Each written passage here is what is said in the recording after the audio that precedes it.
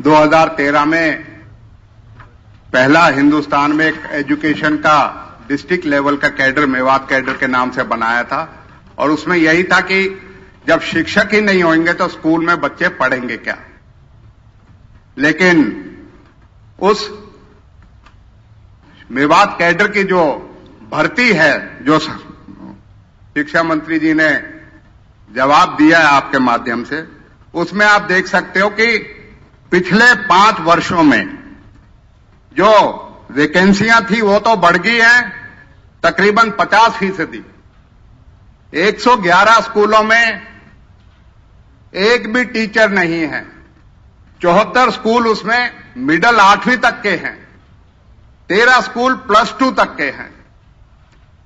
अध्यक्ष महोदय, मैं आपके माध्यम से जानना चाहता हूं, 50% जब शिक्षक ही नहीं है स्कूल में, और हमारा जिला नीति आयोग ने चिन्हित किया है आकांक्षामान जिले में 2018 से, और यह सरकार का जो दिखाता है, आंकड़ा दिखाता है, पिछले 5 सालों में टीजीटी जो भर्ती गई है करी है वो 619 है और पीआरटी 619 है, पीजीटी 150 है, टीजीटी 272 है।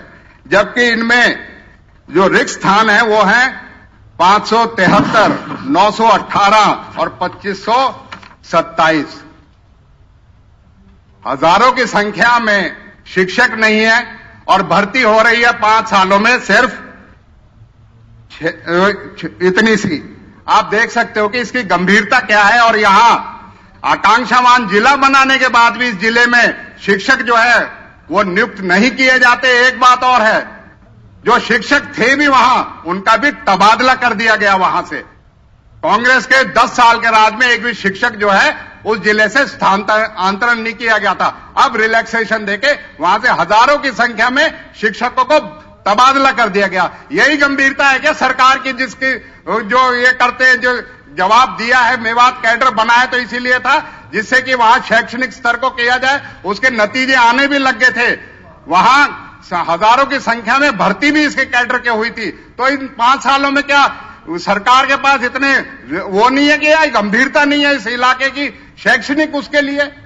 आकांक्षामान जिला होने के बाद भी ये सीरियसनेस है तो ये सरकार की दर्शाती है कि क्या मानसिकता है इनकी इस इलाके के प्रति। मैं तो यही कहूंगा, सरकार कोई ठोस कार्रवाई करती है या नहीं करती, इसके लिए सरकार जो है जवाब दे कि ये गंभीर मामले को किस तरीके से सरकार इसको वो करेगी।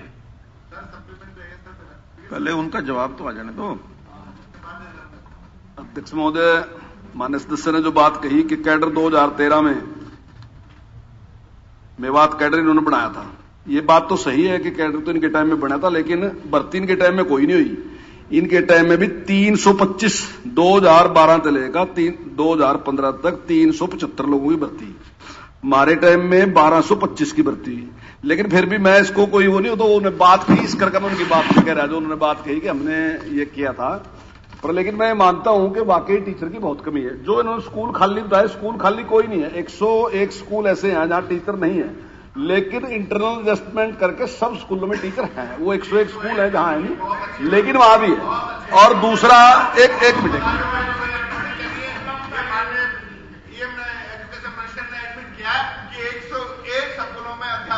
नहीं, मैंने ये भी कह दिया कि इंटरनल एडजस्टमेंट के द्वारा वहां सभी स्कूलों में एक टीचर है। ऐसा नहीं है कि टीचर नहीं है। और सिंगल टीचर वाले भी 92 स्कूल हैं जहां एक टीचर है, ये मैं मानता हूं। लेकिन ये मैं मान रहा नहीं, आप भी सुन तो लो मेरी बात। आप भी सुन तो लो, जो कुछ आप कह रहे, मैं आप ही की बात सुन तो लो मेरी बात। आप जी, मैं मान रहा इस बात को कि वाकई वहां टीचरों की काफी कमी है। एक कारण तो यह है कि कोरोना काल में स्कूल खुले ही नहीं, भर्ती होनी थी वो लेकिन हो नहीं सकी। लेकिन मैं आपको विश्वास दिला रहा कि हमने कई योजनाएं, जैसे रिटायर्ड टीचर है उनको रिएम्प्लॉयमेंट के लिए, और जैसे प्राइवेट स्कूल के भी रिटायर्ड टीचर हैं उनकी भी रिएम्प्लॉयमेंट के लिए, और जो गेस्ट टीचर हैं उनकी भी रिएम्प्लॉयमेंट के लिए हमने प्रक्रिया शुरू कर दी और हम उनको भी रखेंगे और आउटसोर्सिंग पे भी रखेंगे। और आने वाले टाइम में, अभी मैं इसी महीने में आप तीनों विधायकों के साथ और अपने अधिकारियों के साथ और जो जिला शिक्षा अधिकारी है उनके साथ मिलकर एक मीटिंग करके ताकि जो कमी है इसको पूरी किया जाए, उसके लिए हम प्रयास करेंगे। सर मेरे सप्लीमेंट मिलना चाहिए सर, सप्लीमेंट हो गया आपको ये उनको मैं आपस में आप एक ही बात है, वहां उन्होंने भी आप ले लो पहले, मैं बाद में ले लूंगा सप्लीमेंट्री, कोई बात नहीं। बस अब इससे बाद सप्लीमेंट्री नहीं मिलेगा, 2-3 हो गए पहले ही। आप हाँ बोलिए।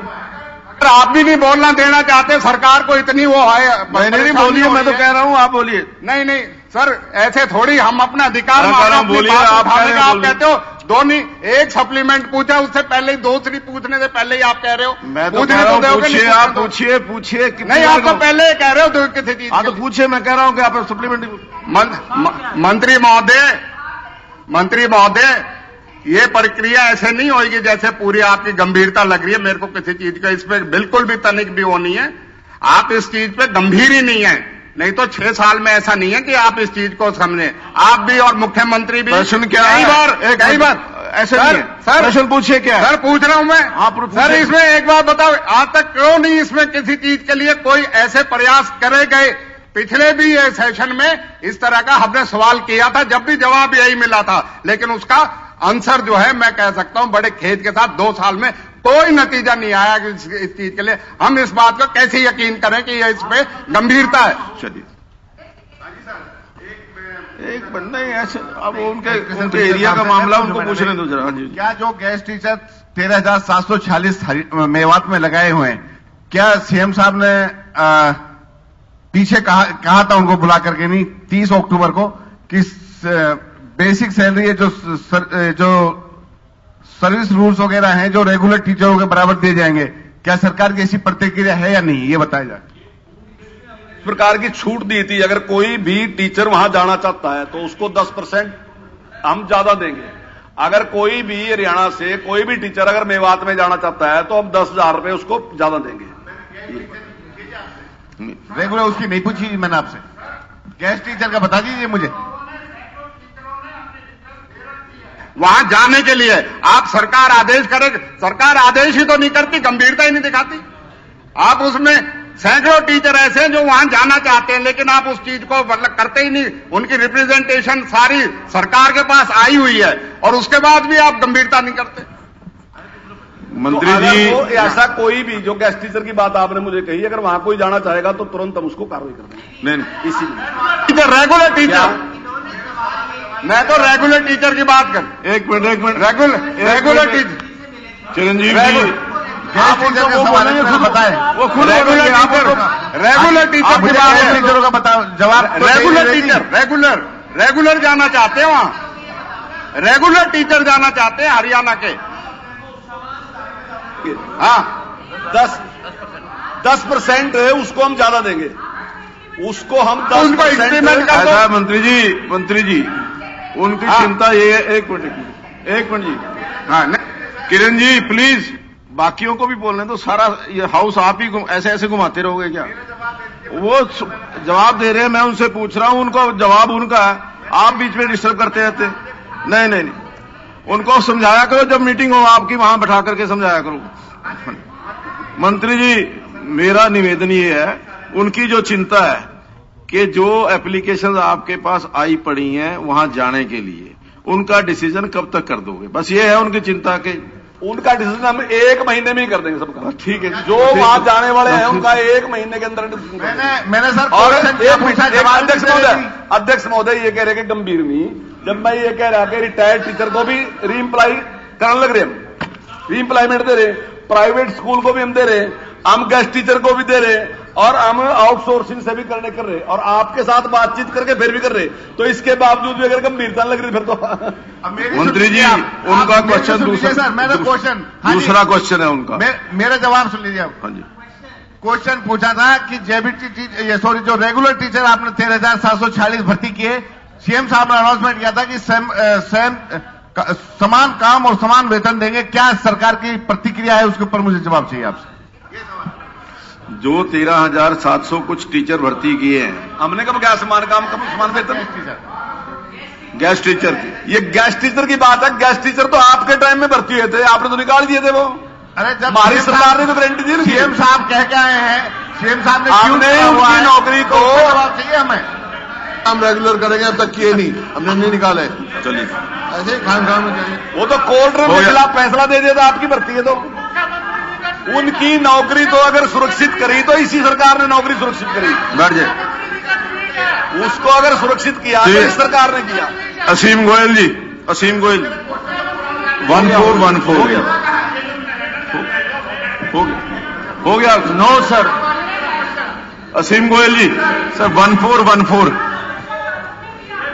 नो सर, हो गया। आदरणीय अध्यक्ष महोदय जी, मैं आपके माध्यम से आदरणीय मंत्री जी से आप